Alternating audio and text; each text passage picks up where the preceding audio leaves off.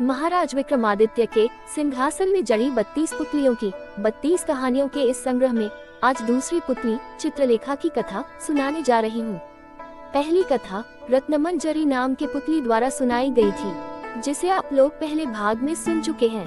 पहले की कहानियों का लिंक डिस्क्रिप्शन में है, वहाँ से आप लोग पहले की कथा सुन सकते हैं। आगे की कथा ध्यान पूर्वक और अंत तक सुनिए। एक दिन राजा विक्रमादित्य शिकार खेलते खेलते एक ऊंचे पहाड़ पर पहुंच गए। वहां उन्होंने देखा कि एक साधु तपस्या में लीन है। साधु की तपस्या में विघ्न नहीं पड़े, ये सोचकर वे उसे श्रद्धापूर्वक प्रणाम करके लौटने लगे। उनके मुड़ते ही साधु ने आवाज दी और उन्हें रुकने को कहा। विक्रमादित्य रुक गए और साधु ने उनसे प्रसन्न होकर उन्हें एक फल दिया। उसने कहा, जो भी इस फल को खाएगा उसे तेजस्वी और यशस्वी पुत्र प्राप्त होगा, परंतु फल वही पुरुष खाएगा जिसकी स्त्री चरित्रहीन न हो। फल प्राप्त कर जब वे लौट रहे थे तो उनकी नजर एक तेजी से दौड़कर भागती हुई एक महिला पर पड़ी।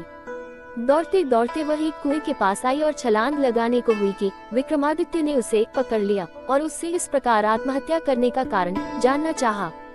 महिला ने बताया कि उसकी कई लड़कियां हैं पर पुत्र एक भी नहीं है। चूंकि हर बार लड़की ही जन्म लेती है, इसलिए उसका पति उससे क्रोधित रहता है और गाली गलौज तथा मारपीट करता है।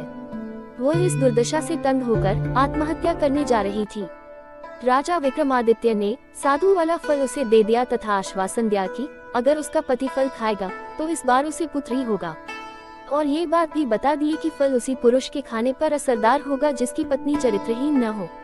इतना कह विक्रमादित्य अपने महल को लौट गए। इस तरह कुछ दिन बीत जाने के बाद एक दिन एक ब्राह्मण विक्रमादित्य के पास आया और उसने वही फल विक्रमादित्य को भेंट किया। विक्रमादित्य समझ गए कि वो स्त्री चरित्रहीन थी, इसलिए उसने अपने पति को फल खाने के लिए नहीं दी थी।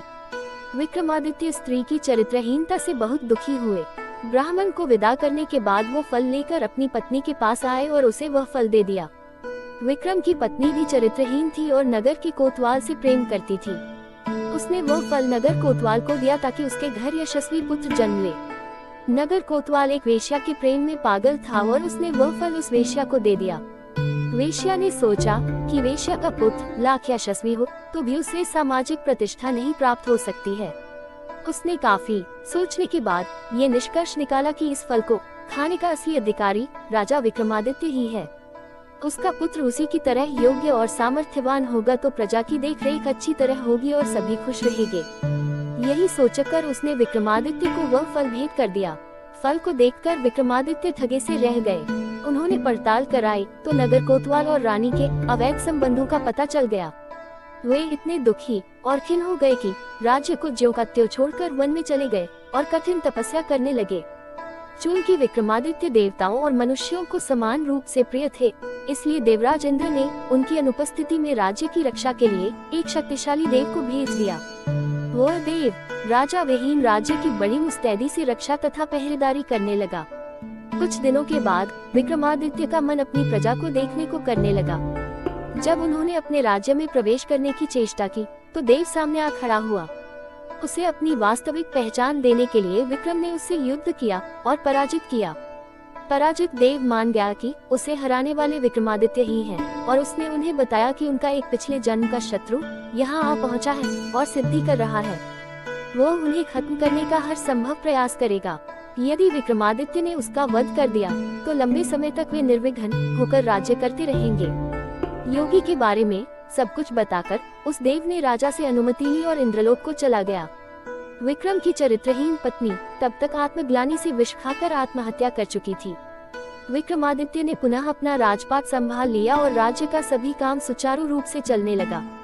कुछ दिनों के बाद उनके दरबार में वही योगी आ पहुंचा।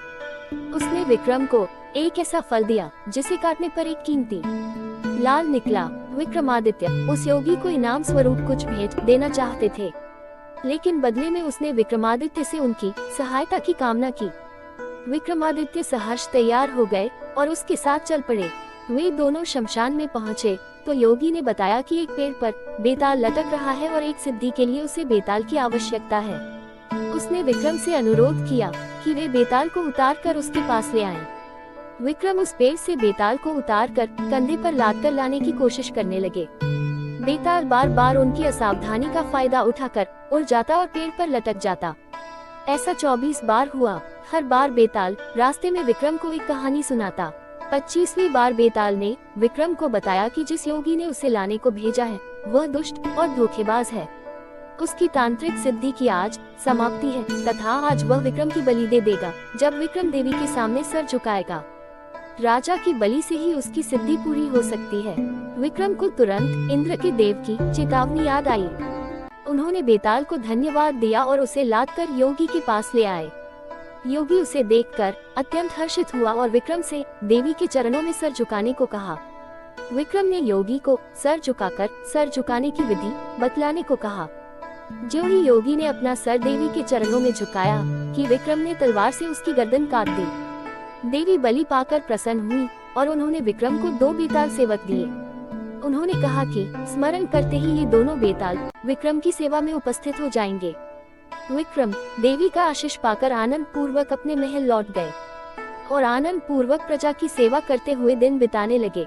इतनी कहानी सुनाकर चित्रलेखा चुप हुई ही थी कि तीसरी पुत्री चंद्रकला तुरंत सिंहासन से निकलकर बाहर आई और विक्रमादित्य की तीसरी कहानी सुनाने लगी। मित्रों, तीसरी कहानी अगले भाग में, तब तक के लिए आज्ञा दीजिए। नमस्कार।